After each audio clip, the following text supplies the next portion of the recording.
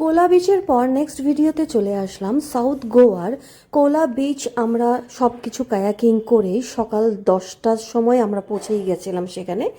মোটামুটি 12টা, 12:30টার দিকে পুরো ওখান থেকে ফ্রি হয়ে গেছি।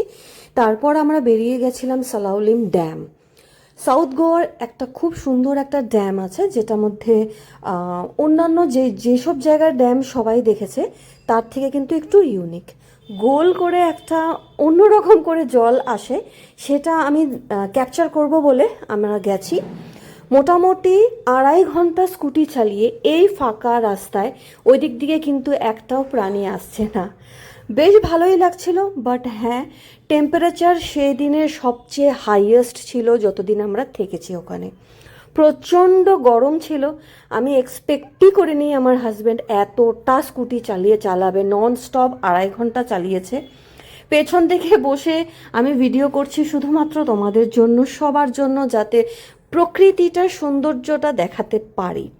এই রাস্তাটা দেখতে যেমন সুন্দর, সাইডটা হয়তো আমি যেহেতু এতটা বাইকের মধ্যে আমি ভিডিও করছিলাম তো একটু নড়ছে, তো ওইটাকে একটুখানি ইগনোর করে ভিডিওটা দেখতে হবে। জঙ্গল জঙ্গল জঙ্গল, একটাও প্রাণী দেখা যায় না।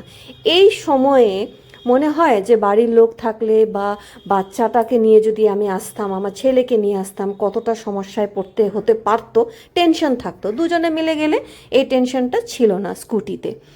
আর অনেক অনেকক্ষণ, মানে 2.5 ঘন্টা যাওয়া আর 2.5 ঘন্টা আসা, অসম্ভব একটা মানে দূরত্ব ছিল, তাও যেতে পেরেছি। একদিনে দুটো, কোলা বিচ আর সালাউলিম ড্যাম, এটা কিন্তু একটু কঠিন কাজ। আচ্ছা, ড্যামটা আমাদেরকে গুগল ম্যাপ তো যেখানে সেখানে কিন্তু নেটওয়ার্কও বন্ধ হয়ে যাচ্ছিল। ড্যামটা ঢোকার আগে একটা পার্কে দিল, সেখানে কত যেন 200-250 টাকা নিল বোধহয়, ভুলে গেছি আমি। সেখানে গেলাম, কিন্তু হ্যাঁ, এটা বলতে পারি আমাদের দম, যেটাকে বলা হয়, দম ফুরিয়ে গেছে। বলছিল যে এখান থেকে 12 মিনিট হাঁটা। সে 12 মিনিটটা মানে পার্কটা এত সুন্দর ছিল, পার্কটাকে যে ঘুরিয়ে দেখাবো, মানে আরও এদিক ওদিক যাব, সেটা আনা আমাদের ক্ষমতা ছিল। সাথে একটা ফোঁটা জল ছিল না, জল শেষ হয়ে গেছিল। রাস্তাটা জাস্ট দেখাচ্ছি তোমাদেরকে, যে ড্যামের সিঁড়িগুলো এসছে, সিঁড়িগুলো দেখে তো আমার কান্না পেয়ে যাচ্ছিল। যেহেতু ভিডিও করতে হবে বলে ক্যামেরাটা ঘোরাচ্ছি, কিন্তু আমার দম শেষ। পারলে হামাগুড়ি দিতে পারলে বেশি ভালো হতো আর কি। আমার বর যাচ্ছে খুব কষ্টে, কিন্তু আমি গোয়াতে এসে যে এটা আমার এত কষ্ট করে আসলাম, উপর থেকে দেখাচ্ছি, ড্যামের উপর থেকে এই জায়গাটা দেখাচ্ছি, কতটা জঙ্গলের মতো। লাস্ট সিঁড়ি একটা দুটো করে শেষ করলাম উঠে। একটুখানি ঠক খেলাম, কষ্ট করে এলাম, কিন্তু আমরা সিজনে আসিনি, জল কমে গেছে। এটাকে আমার বর বলছে এটাকে বলে ইউটিউব রিসার্চ।